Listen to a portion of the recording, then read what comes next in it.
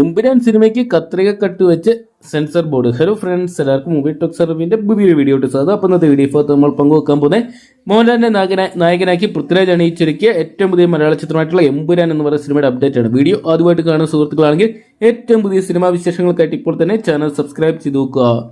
മലയാള cinema ലോകം ഏറെ പ്രതീക്ഷയോടെ കാത്തിരുന്ന ചിത്രമാണ് എമ്പുരാൻ എന്ന് പറയുന്ന സിനിമ. എമ്പുരാൻ എത്തിയതിനു ശേഷം വലിയ വിവാദങ്ങൾ തന്നെയാണ് കൊഴുത്തുകൊണ്ടിരിക്കുന്നത്. ചിത്രത്തിലെ പല രംഗങ്ങളും രാഷ്ട്രീയ രീതിയെ വളച്ചൊടിച്ചു എന്നാണ് പുറത്തുവരുന്ന റിപ്പോർട്ടുകൾ.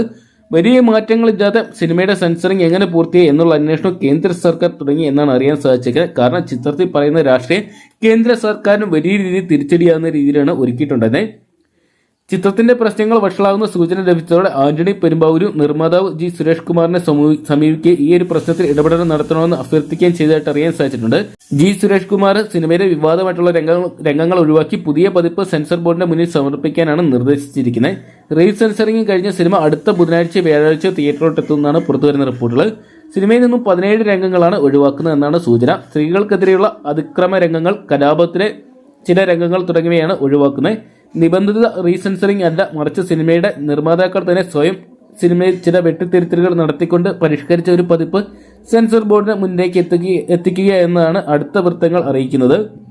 ഒരു വോളണ്ടറി മോഡിഫൈഡ് കോപ്പിയായിരിക്കും ആന്റണി പെരുമ്പാവൂർ സെൻസർ ബോർഡിന് മുമ്പാകെ സമർപ്പിക്കുക. നാളെയും മറ്റന്നാളും സെൻസർ ബോർഡിന് അവധിയായതിനാൽ ചൊവ്വാഴ്ചയായിരിക്കും ഈ ഒരു വിഷയം ഇനി സെൻസർ ബോർഡ് പരിഗണനയിലെത്തുക. അങ്ങനെയെങ്കിൽ ബുധനാഴ്ചയോ വ്യാഴാഴ്ച ആയിരിക്കും പരിഷ്കരിച്ച പതിപ്പ് എത്തുക എന്നാണ് അറിയാൻ സാധിച്ചിരിക്കുന്നത്. 3 മണിക്കൂറിൽ കൂടുതലുള്ള സിനിമയിൽ 17 രംഗങ്ങൾ ഒഴിവാക്കുമ്പോൾ അത് എങ്ങനെ ആസ്വാദനത്തെ സ്വാധീനിക്കും എന്ന് അറിയാനുള്ള ആകാംക്ഷയിലാണ് സിനിമാ പ്രേമികൾ. എന്തൊക്കെയാണ് വലിയ രീതിയിലുള്ള വിവാദങ്ങൾ തന്നെയാണ് ചിത്രത്തിന് കൊടുത്തുകൊണ്ടിരിക്കുന്നത്.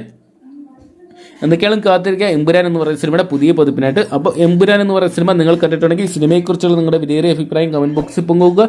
വീഡിയോ ഇഷ്ടപ്പെട്ടെങ്കിൽ ലൈക്ക് ചെയ്യാനും ഷെയർ ചെയ്യാനും ചാനൽ സബ്സ്ക്രൈബ് ചെയ്യാനും മറക്കണ്ടാവും.